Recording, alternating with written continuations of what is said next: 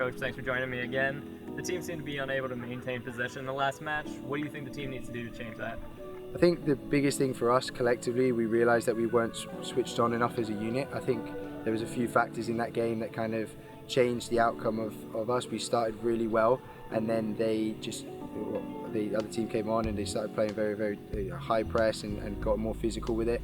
And then we had a lot of a massive downpour that kind of changed the output of the game as well. So I think from a mental standpoint, the lads just needed to be a bit more tougher and be able to take those challenges in their stride. But from a possession standpoint, we've been working really hard this week in training in terms of keeping the ball.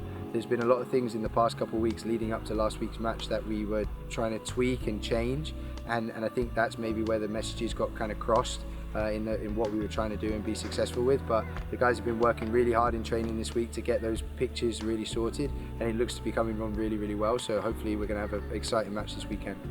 Speaking of the high press, shipping 3 goals is never easy. What does the defense have to do to improve on that?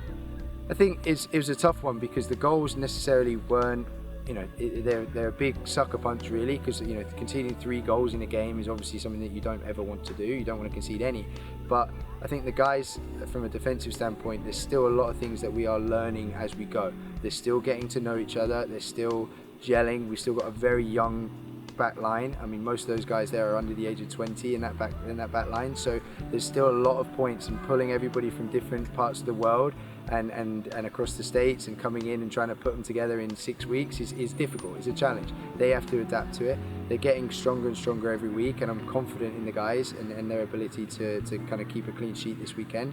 But again, it's going to be a very tough game and a very good opposition. So the guys just have to bring their A game, be on top of what they have to do, know what their roles are, and we've just got to trust them at the end of the day to go out there and make the right decisions.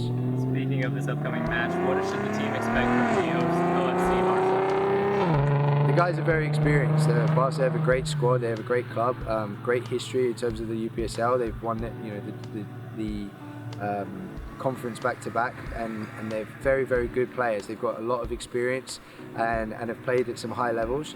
So it's going to be a battle. It's going to be a chess match really. It's going to be a lot of finding the right moments to go in and to pick them apart, and we've got to be clinical in front of goal. We're creating chances. We just got to put the ball in the net when it comes to us, and then defensively as a group, just working collectively to stay very tight, very compact, and just kind of having that pride of working for the guy next to you.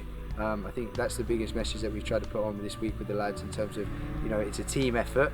If they do their individual jobs, great, but if they're working for the person next to them and they're making sure they've got their back as well, then they'll come out with a win this weekend for sure.